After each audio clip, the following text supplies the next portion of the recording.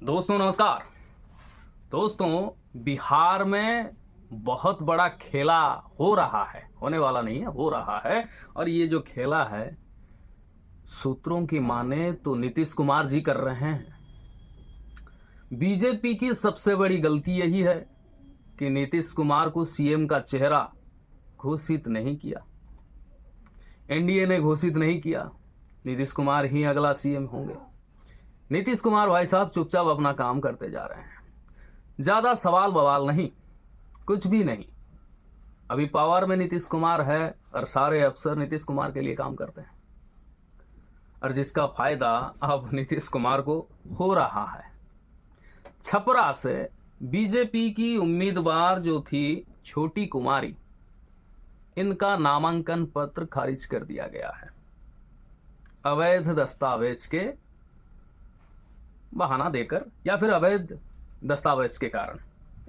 और इसके साथ साथ एलजेपी के जो एक नृत्यांगना थी, आइटम डांसर, एलजेपी की सीमा सिंह जो मडौरा सीट से नामांकन भरी थी, इनका भी नामांकन पत्र खारिज कर दिया गया। और एलजेपी जहां जहां भी कैंडिडेट दे रहा है वहां जेडीयू ने भी अपना कैंडिडेट को टिकट दिया है और खड़ा किया है। अब भाई साहब जबरदस्त खेला हो रहा है बिहार में। नीतीश कुमार जो हमेशा खामोश रहते हैं, चुपचाप अपना काम करने में माहिर होते हैं, राजनीति के मजे हुए खिलाड़ी हैं, पक्के खिलाड़ी हैं, गहरे पानी का मछली है वो मतलब चुपचाप रहते अपना कैलकुलेशन करते हैं।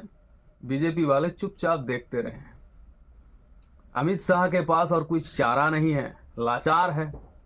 अब एलजेपी के चिराग पासवान भागे भागे गए दिल्ली, अमित शाह से मिले, लेकिन कुछ फायदा नहीं हुआ भाई साहब। और एलजेपी चिराग पासवान कह रहे हैं कि जो भी समस्या है 1-2 दिन में हल हो जाएगा। अब सवाल उठ रहा है कि कैसे हल होगा। शुक्रवार को नामांकन भरने का आखिरी तारीख थी, शनिवार को रिजेक्शन आ गया। अब जब नामांकन भरने की आखिर तारीख खत्म हो गया, उसके बाद तो नामांकन पत्र नहीं भरा जाएगा।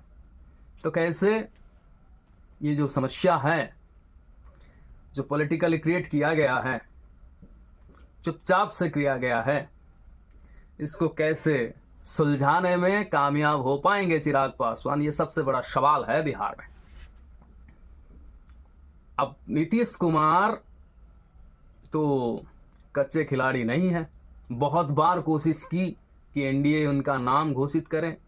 प्रधानमंत्री नरेंद्र मोदी जी बहुत बार भी आए बिहार में, लेकिन कहीं से भी कोई भी मीटिंग में भी नीतीश कुमार का नाम का ऐलान नहीं किया गया सीएम के, अगले सीएम के उम्मीदवार के रूप में। ना अमित शाह से किया गया, ना कोई बीजेपी के बड़े नेता से किया, कुछ नहीं किया गया। अब नीतीश कुमार ज्यादा कुछ बोले ही नहीं, रिक्वेस्ट भी नहीं किया भाई। अपना खेल, अपना स्ट्रेटेजी बनाकर वो आगे चल रहे हैं। राजनीति के सबसे मजे हुए खिलाड़ी है नीतीश कुमार। अब सूत्रों की माने तो ये है तय है कि नीतीश कुमार और आरजेडी के तेजस्वी यादव, इनके बीच में एक गठबंधन हुआ है भाई। ये गठबंधन रिजल्ट आने के बाद शायद सामने आ सकता है। तेजस्वी यादव का कहना है कि सीएम चाहे मैं बनूं या नीतीश कुमार, हम दोनों में से कोई एक बनेगा। तीसरा आदमी की एंट्री नहीं है बिहार में, और ये बात को नीतीश कुमार भी मानते हैं। और ये जो अंदरूनी सांठ-गांठ है वो बीजेपी को भारी भरकम से नुकसान पहुंचाएगा, बीजेपी को भारी भरकम से नुकसान पहुंचाएगा। बीजेपी सोच रहा था कि जैसे सूरत में मैंने कर दिया, सूरत इलेक्शन मतलब जनरल इलेक्शन में अचानक कांग्रेस की उम्मीदवार जो थे, इनका नामांकन पत्र रद्द किया गया, और बाकी जितने भी लोग थे 7-8 उम्मीदवार एमपी सीट के लिए, इन्होंने अपने नामांकन पत्र वापस ले लिए और निर्द्वंद से बीजेपी की जो उम्मीदवार थे इनको विजयी घोषित किया गया बिना वोटिंग से, वोट होने से पहले। अब वही चीज बिहार में हो रहा है। बिहार में ये चीज कौन कर रहा है, जिनका जानकारी किसी के पास नहीं है। ना अमित शाह के पास है, ना मोदी के पास है, ना बीजेपी के पास है।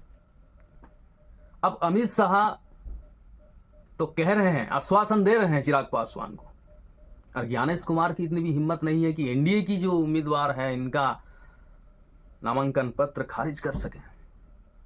लेकिन सवाल यह है, कौन कर रहा है ये चीज। दिवाली की मौसम है, बिना आवाज की पटाखे जो नीतीश कुमार फोड़ रहे हैं, जिनकी प्रभाव दिल्ली तक जा पहुंची है। अब देखते हैं बिहार में एनडीए और कितने दिन टिकने वाले हैं, या फिर पलटू राम कितनी जल्दी पलटी मारते हैं। लेकिन पलटी मारना तो तय है भाई साहब। ये चुप्पी बहुत कुछ कह रही है, और नीतीश कुमार की चुप्पी राजनीतिक हलचल लाती है हमेशा, राजनीतिक भूचाल लाती है हमेशा। इस बार ये चुप्पी क्या सच में केंद्र में सरकार गिरा सकती है? देखते रहिए, हमारे साथ जुड़े रहिए, क्या क्या हो रहा है सारे के सारे अपडेट हम लेकर आ रहे हैं आपके पास। आज के लिए इतना ही, फिर मिलते हैं अगले एपिसोड में। तब तक के लिए इजाजत दीजिए, नमस्कार।